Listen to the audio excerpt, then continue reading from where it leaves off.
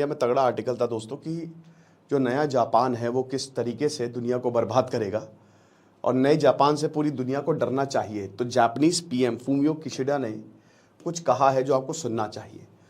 उन्होंने अमेरिका को बोला और बोला देखो भाई ऐसा है कि जो दुनिया का रोल है, ठीक है, कांग्रेस का रोल, जो अमेरिका का रोल है पूरी दुनिया को बैलेंस करने में, ये अभी डाउट में है। हम इस पर श्योर नहीं हैं। आप हमको बैलेंस कर रहे हो, आप जिस तरीके से हमको सपोर्ट करो, वी आर नॉट श्योर। इसका मतलब समझ रहे हो? जापान के प्राइम मिनिस्टर ने बोला है कि अब नए जापान का आगमन हो गया है। स्वागत नहीं करोगे हमारा? जापान जो है वो एक सोया हुआ राक्षस है, आप ऐसे कह सकते हो। राक्षस, सोई हुई ताकत। जैसे हनुमान जी जो है, हनुमान जी जैसे इनके पास इतनी ताकत थी। बाली का मैं आपको एग्जांपल दूंगा। भगवान राम ने भी बाली को सामने से नहीं मारा था। बाली इतना ताकतवर था, उसको वरदान था कि वो आधी शक्ति ले लेता था, वो एनर्जी ले लेता था। आधी शक्ति आपकी गई, वो खींच लेता था आपकी शक्ति और वो पावर उसके अंदर आ जाती थी। रावण को भी चुटकियों में हरा सकता था बाली। जब हनुमान जी सामने आए तो हनुमान जी हैं, तो उनकी भी आधी पावर उन्होंने ली, लेकिन वो इतनी ज्यादा ताकत थी कि बाली उसको सह ही नहीं पाया, उसको झेल ही नहीं पाया। बाली की इतनी ताकत में नहीं हैंडल कर सकता। तो फिर हनुमान जी की जो ताकत है उनको याद दिलाई गई जब मां सीता को वो बचाने गए। रामायण का कल आएगा, आप परेशान मत। मैंने एक्चुअली लेक्चर रिकॉर्ड करके रखा हुआ सेक्शन 7, बट क्योंकि मैं कल रहूंगा नहीं तो कल लेक्चर्स की जरूरत पड़ेगी, तो कल आएगा वो, ठीक है ना। तो कल रात 8 बजे रामायण का अगला सेशन जो है बाली का ही, उसमें युद्ध में आपको बताऊंगा। तो बड़ी दिक्कत है, बड़ी दिक्कत, ठीक है। मतलब आप ये समझिए कि हालत खराब, बैंड बजा दी। तो अब जापान भी वैसा ही है हनुमान जी जैसा, कि जापान एक समय बहुत ताकतवर था। उसके जब जापान की शक्तियों को बांध दिया गया पूरी दुनिया ने कि तुम चिंता ना करो, तुम अच्छी चीजों पे फोकस करो। वर्ल्ड वॉर 2 से पहले, वर्ल्ड वॉर 2 के बाद जापान, देखिए जापान बहुत खतरनाक था। मेजी रेस्टोरेशन, क्योंकि इनके लोग पागल हैं, पूरी तरीके से पागल हैं, इतने मेहनती, इतने डिसिप्लिन्ड, हर बड़े प्रोजेक्ट्स के पीछे आज जापान का हाथ है। एकमात्र डेवलप्ड कंट्री एशिया में जापान इतना डेवलप्ड है कि आप ये समझिए कि मैक्सिमम कंट्रीज जो हैं, कंपनीज जो हैं, जो आज पूरी दुनिया में धूम मचा रही है वो जापान की। भारत जापान का बहुत अच्छा दोस्त है। मेजी रेस्टोरेशन के बाद 1868 के बाद जापान ने अपनी इंपीरियल आर्मी बनाई। अब जापान ने जब अपनी इंपीरियल आर्मी बनाई, जापान एक छोटा सा आइलैंड, 4 आइलैंड से मिलकर बनाए जापान ने सबको हरा दिया। रशिया जैसे बड़े देश को जापान ने हरा दिया। चाइना को 1 साल के अंदर हरा दिया। पूरे चाइना पे जापानी का कंट्रोल, जापानी पूरे पागल थे। ये 2 जापानी ऑफिसर्स में शर्त लगी थी कि हम किसका कितना गला काटते हैं। गड्ढा खोदते थे, डालते थे, जिंदा जला देते थे। ब्रिटेन के नाको चने चबवा दिए। पूरा साउथ ईस्ट एशिया में जहां पे ब्रिटेन की कॉलोनी थी, मार मार के भगाया। अमेरिका के पर्ल हार्बर पे भिड़ गया। जापान ने बोला सबको तो हरा ही दिया, बचा ही कौन? अमेरिका बचा, पर्ल हार्बर पे सीधा बढ़ गया। अमेरिका को भी हरा देता, लेकिन अमेरिका ज्यादा ताकतवर था। जापानी जब सोचे कि भाई अब तो जीतने का कोई तरीका नहीं है, तो कामिकाजे, पूरा प्लेन में बैठे थे, सुसाइड प्लेन लेके घुस गए। बहुत ही खतरनाक देश जापान, बहुत ही। बैटल ऑफ मिडवे लड़ी गई थी, ये बैटल चेंज कर दिया था। अगर ये बैटल जीत जाता तो जापान समझ लीजिए कि, तो मतलब आप ये समझिए कि तबाही। और जापान झुकने को तैयार नहीं। जर्मनी हार गया, इटली हार गया। जापान, इटली तो खैर क्या ही बताएं, लेकिन जापान ने बोला हम नहीं झुकेंगे। तो यहां पे अमेरिका फोन करता है, ठीक है। अमेरिका कहता है कि बेटा हमारे पास अब एटम बॉम्ब आ गया है, तो हम तुमको वार्निंग दे रहे हैं, अगर तुम नहीं झुकोगे तो ये एटम बॉम्ब गिरा देंगे। हिरोहितो बोलते हैं, बोलते रहो, तुम्हारा काम है बोलना, तुम बोलो, मैं इस कान से सुनूंगा, इस कान से निकालूंगा। दूसरी बार वार्निंग दी, नहीं माना, तीसरी बार में बॉम्ब गिरा दिया, एटम बॉम्ब। जब एटम बॉम्ब गिराया तब जापान को समझ में आया। तो जापान बहुत ताकतवर है। जापान अगर अपनी पे आ गया तो आप ये समझिए कि ऐसे ऐसे वेपन बना देंगे, क्योंकि अब तो वो जमाना रहा नहीं, उस समय की बात है जब जापान ने हरा दिया। ये ऐसे ऐसे हथियार बना देंगे ना कि सब खत्म ही है। आप ये समझिए कि आज जापान, भारत में भी जो बुलेट ट्रेन प्रोजेक्ट है वो जापान फंड कर रहा है। जापान बहुत, इनके लोग ही अलग तरीके के हैं। अगर इनकी क्वालिटीज हम ले सके, इतने डिसिप्लिन, सेल्फ डिसिप्लिन है जापान, ठीक है ना। आइसोलेशन है, बहुत सारी चीजें हैं। जापान एक बूढ़ा देश भी हो रहा है। जापान में इस समय बच्चे पैदा नहीं कर रहे लोग, क्योंकि बहुत ज्यादा एजुकेट हो गए वो। लेकिन सेल्फ डिसिप्लिन देश है ये, समझ रहे हो। तो जापान जो है उसने वर्ल्ड वॉर 2 के बाद पैसिफिज्म यानी कि अब हम नहीं करेंगे और मिलिट्री से दूर जाएंगे, इंपीरियलिज्म हमने छोड़ दिया है, ठीक है ना। लेकिन अभी क्या कर रहा है, अब जापान कह रहा है कि मिलिट्री को हम दोबारा बनाएंगे। फूमियो किशिडा ये कह रहे हैं। अमेरिका से बोला, अमेरिका ने कहा कि हम तुम्हारी मदद करेंगे, आर्टिकल डलवाए, जापान के संविधान में संशोधन किया। अमेरिका ने कहा कि तुम सिर्फ अपनी इकोनॉमी पे फोकस करो, तुम्हारे युद्ध होगा हम आएंगे, तुम्हारी डिफेंस कैपेबिलिटी अब हमारी है। जापान ने पहले जापान को बहुत मारा, जो एटम बम मार दिया, उसके बाद अमेरिका ने फिर इसकी जिम्मेदारी ली। ये अजीब है अमेरिका का। लेकिन अब यहां पे बोला कि देखो इंडस्ट्रियल कैपेबिलिटी हम मिलिट्री इंडस्ट्रियल कॉम्प्लेक्स में बना देंगे। जापान ने बोला कि जो हम इंडस्ट्रीज बनाते हैं ना, हमको क्या है, हम अपनी इंडस्ट्री को कार बनाने में नहीं, हम रॉकेट बनाने में लगा देंगे। यहां पे इकोनॉमिक और टेक्नोलॉजिकल ग्रोथ पे जापान ने फोकस किया, ठीक है। तो 1970s तक पूरी दुनिया की, सोचिए, पहला ऐसा देश बना था। इतनी जल्दी जापान ने, एक समय जापान इतना ज्यादा परेशान था कि मतलब आज भी बच्चे यहां पे बहुत अच्छे से पैदा नहीं हो रहे, डिसेबल्ड, रेडिएशन है। और 1970s तक ये सेकंड लार्जेस्ट इकोनॉमी बन गई। यहां के लोगों ने इतनी मेहनत की, ठीक है। अब ये बोल रहे हैं कि भाई देखो अमेरिका ने बहुत हमको तुम क्या प्रोटेक्टोरेट दे रहे हो बे, हमको तुम क्या तुम हमको, हमारी रक्षा क्या करोगे, तुम अपनी रक्षा कर लो पहले, हम अपनी रक्षा कर लेंगे, अमेरिका से बोल रहा है। और सब सिंपल सी बात है कि इंडो पैसिफिक सिक्योरिटी, अच्छा ऐसा क्यों है। तो जापान का जो डिफेंस बजट है वो $70 बिलियन 2027 तक ये ऊपर चला जाएगा। तो आप देख सकते हो कि जो टोटल डिफेंस बजट है वो यहां तक, और हर साल ग्रोथ देखने को मिल रही है जापान में। तो सेकंड जापानीज ट्रांजिशन है पिछले 10 सालों में। 2010-5 के आसपास जापान ने नई सिक्योरिटी आर्किटेक्चर की बात की थी एशिया में, ठीक है ना। और बोला था कि भाई देखिए इंडो पैसिफिक, ये जो single most important geological idea ना, ये जापान ने ही दिया था बेसिकली, ठीक है ना। शिंजो आबे जो है वो पहली बार इंडिया और पैसिफिक रीजन की बात की थी, बहुत इंपॉर्टेंट रहा था ये, भारत के बहुत अच्छे दोस्त थे। तो जापान ने डिप्लोमेटिक, पॉलिटिकल, फाइनेंशियल रिसोर्सेज जो हैं वो ऑस्ट्रेलिया, इंडोनेशिया, इंडिया, अमेरिका, ये सब जगह लगाए हैं। क्वाड भी इसी समय बना, यानी कि एक ऐसा अलायंस बनाया है जो इंडो पैसिफिक सिक्योरिटी, पॉलिटिकली अच्छा हो सब कुछ। लेकिन चाइना एक बहुत बड़ा फैक्टर है। चाइना जापान को, देखो चाइना को अपने इतिहास नहीं भूलना चाहिए। जब जापान ने चाइना को दौड़ा इतना मारा था, यहां के लोग भीख मांगते थे, खत्म कर दिया था जापानियों ने। तो चाइना बहुत बोल रहा है, अच्छा जापान थोड़ा सा वही कहना है कि अपनी शक्तियों को जरा उसने कम कर लिया, तो अच्छा बेटा हमारे सामने आओगे। जापान बोलता है देखो, कहना जो जिनके पास बहुत ताकत होती है, जो बड़े लोग होते माफ कर देते, जाओ माफ किया तुमको, जाओ। लेकिन चाइना नहीं, माफ कैसे किया, बार बार बुली कर रहा है चाइना। तो जापान कहता है रुको बेटा अभी तुमको बताते हैं। और एक बार अगर जापान अपनी औकात पे आ गया तो चाइना वाइना दिखेंगे नहीं ये सब।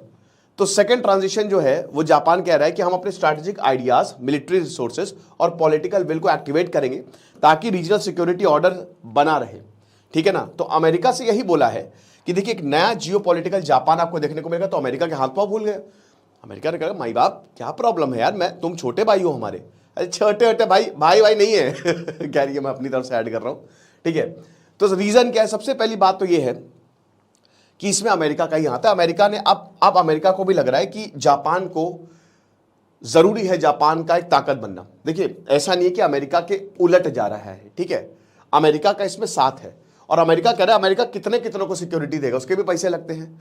तो जापान जो है वो कंफर्टेबल है कमर्शियल फोकस पे। अभी फिलहाल तो ये है कि अभी जापान मिलिट्री बहुत ज्यादा कैपेबिलिटी नहीं बनाएगा, लेकिन आगे आने वाले समय में इंटरनल और एक्सटर्नल फैक्टर्स की वजह से जापान, और अभी भी यही हो रहा है कि जापान अपनी पॉलिसी को शिफ्ट कर। अब क्या क्या फैक्टर्स हैं, सबसे पहला एक्सटर्नल, मेन चाइना है। चाइना जिस तरीके से जापान के साथ लड़ाइयां कर रहा है, या जिस तरीके से जापान के साथ वो प्रॉब्लम कर रहा है ना, तो दिक्कत है। साथ ही साथ बीजिंग और मॉस्को, चाइना और रशिया का ये जो अलायंस है, जापान एक कैपिटलिस्ट कंट्री है, ठीक है ना, और चाइना और रशिया साथ में आ रहे हैं, जिसकी वजह से पूरे नॉर्थ ईस्ट एशिया में इसी रशिया को, रशियन एम्पायर को अभेद्य माना जाता था। अभेद्य मतलब French empire, British empire, Russian empire, ये तीन सबसे बड़े एम्पायर थे, ठीक है, मध्यकालीन इतिहास के, मेडिवियल टाइम्स के।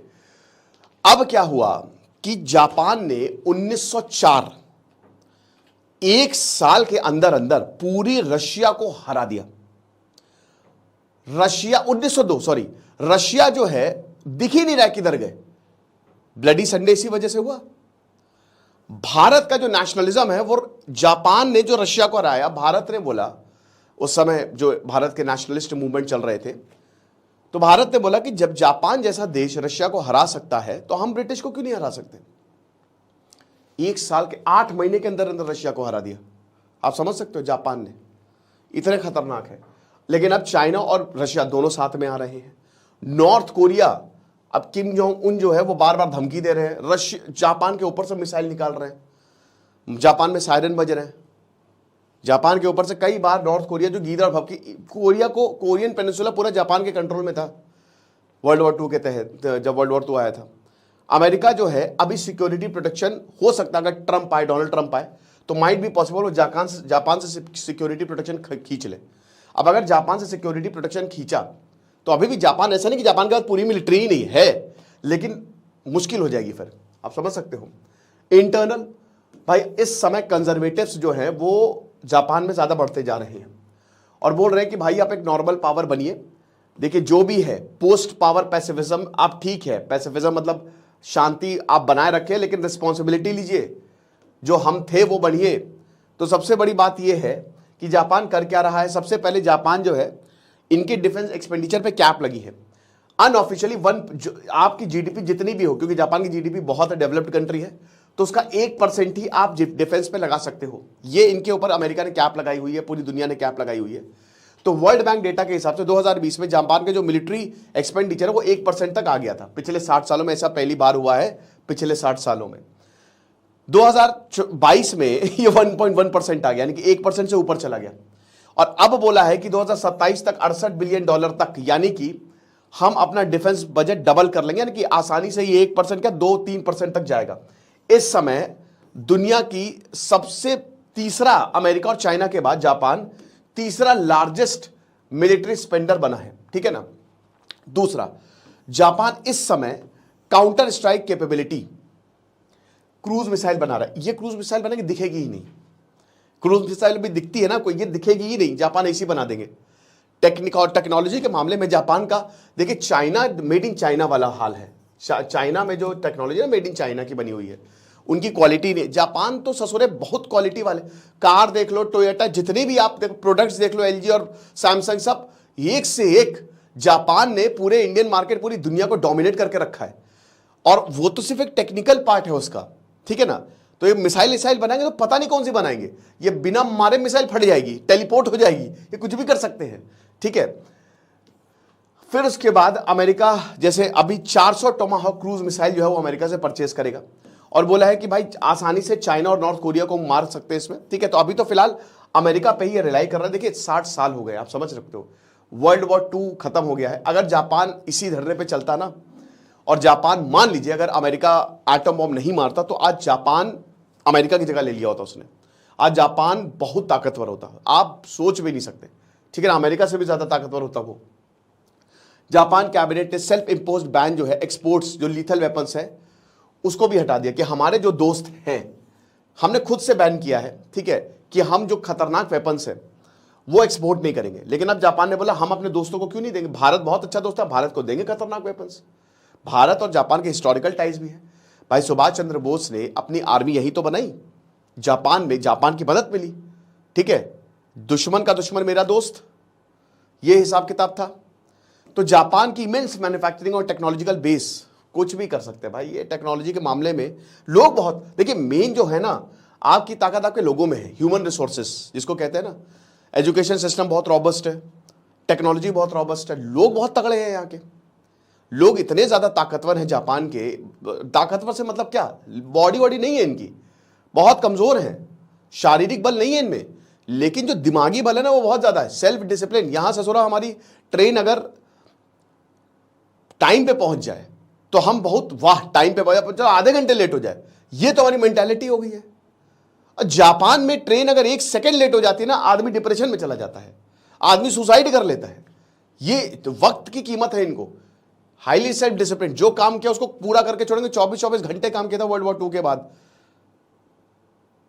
तो जापान के लोगों ने बहुत मेहनत की है। मैं ये नहीं कह रहा हूं भारत तो है ही सुपर पावर, लेकिन कंपैरेटिवली जापान बहुत अपनी लिमिट को बहुत पुश करता है।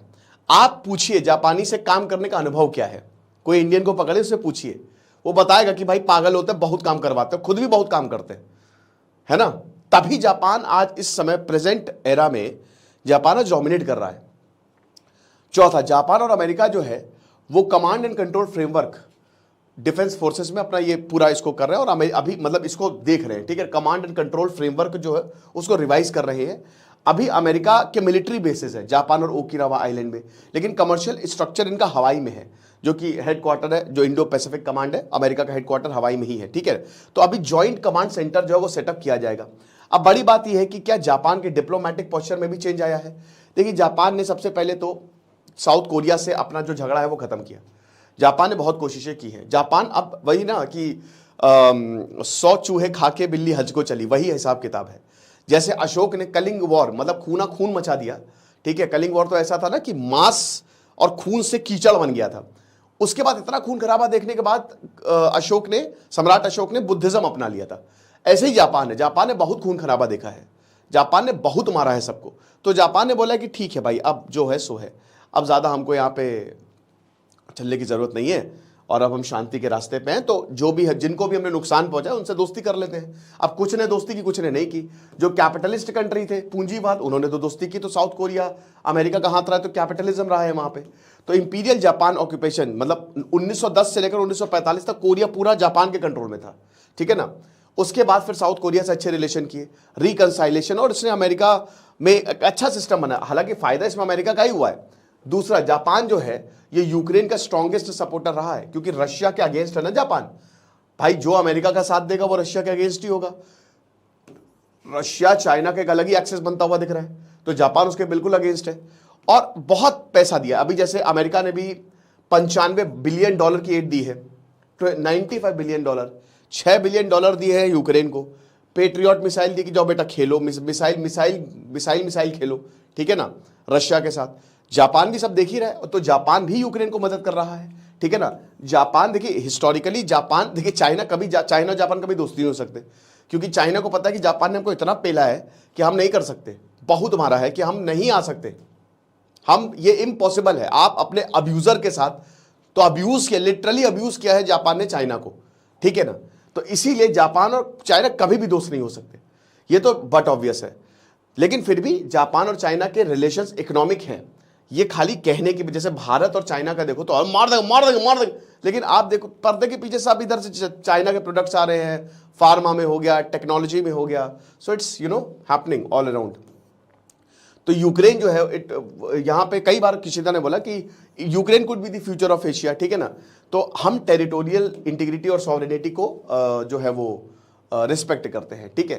तो ये सारी चीजें थी। अब यही बोला है कि I detect an undercurrent of self doubt, क्योंकि अब हमको समझना पड़ेगा कि आपका रोल क्या है। तो ये जब फूमियो किशिडा ने बोला तो दिक्कत है, इंप्लीकेशन क्या होगा नहीं जापान का। देखिए, सबसे पहली बात, जैसा कि हमने बताया कि जापान बहुत ताकतवर रहा, भारत के लिए अच्छा होने वाला है, क्योंकि इंडिया जो है वो जापान और इंडिया बहुत अच्छे दोस्त और हिस्टोरिकली बहुत अच्छे दोस्त रहे हैं, ठीक है। तो जापान भारत का एक्सेस बहुत बढ़िया बनेगा और हर तरीके से जापान भारत को मदद भी करता है। बुलेट ट्रेन में हमने देखा कि लोन भी देगी, चलो चुकाते रहना यार, पैसा बहुत है हमारे पास, पैसा बहुत है, प्यार की कमी है, पैसा ले लो, कोई बात नहीं। तो यहाँ पे डोनाल्ड ट्रंप आते हैं। डोनाल्ड ट्रंप तो आपको पता ही है भाई, जो इंसान अपनी बीवी से जिसकी ना बने। डोनाल्ड ट्रंप, मैं अभी देख रहा था, वो जाके WWE में लड़ाई कर रहे थे। तो अब पता नहीं, देखिए डोनाल्ड ट्रंप को मैं तो भाई खुले तौर पे बहुत सपोर्ट नहीं करता, क्योंकि उनकी पॉलिसी भारत के हित में नहीं रहती है। पता नहीं लोग क्यों डोनाल्ड ट्रंप को, कि भारत को बहुत नुकसान हुआ था डोनाल्ड ट्रंप के आने से। भारत ईरान से ट्रेड, बहुत सारी चीजें डोनाल्ड ट्रंप ऐसी लेके आए थे कि भारत कश्मीर मुद्दे पे हम करेंगे, और बहुत दिक्कतें पैदा की थी, ठीक है ना। तो डोनाल्ड ट्रंप का तो अलग ही बिहेवियर रहता है कि जेफरी एप्स्टीन वाला केस, चलो खैर वो अब मैं क्या चीज़ है घुसेड़ रहा हूं, but Donald Trump is not good for the world. Joe Biden is also not good for the world, but better. Joe Biden you can say better, ठीक है, डोनाल्ड ट्रंप के मुकाबले फिर भी बेटर है। लेकिन डोनाल्ड ट्रंप आएंगे तो आज जो आपको दिख रहा है ना, सब चेंज हो जाएगा, ठीक है। मार दो पाकिस्तान को, चाइना को खत्म करो, ईरान को उड़ा दो, ऐसा ही होगा।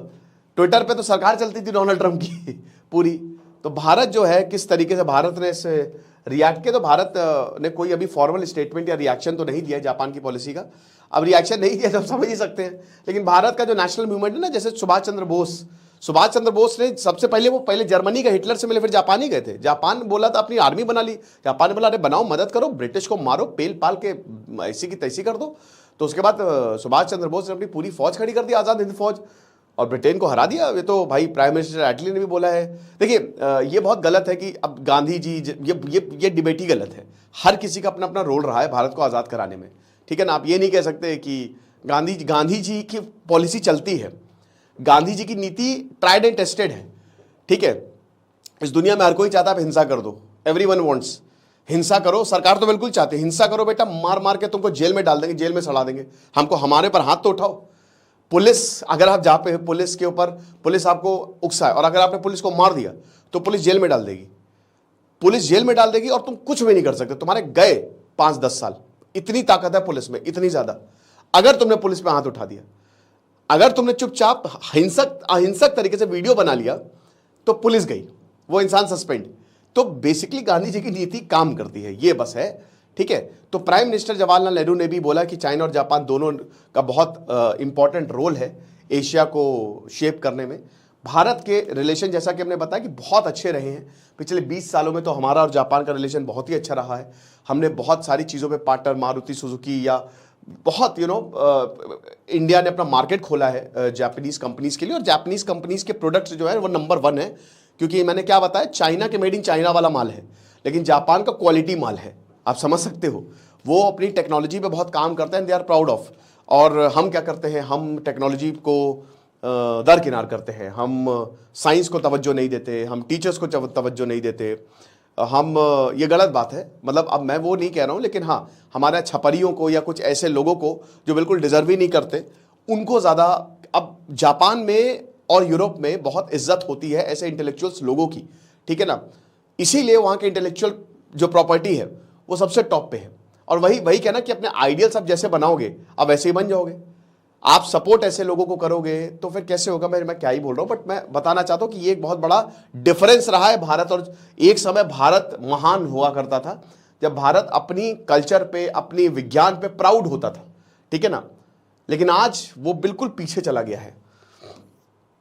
तो हालांकि एक और चीज बता दो, भारत में भूख बहुत है ज्ञान, क्योंकि भारत ज्ञानियों का देश रहा है।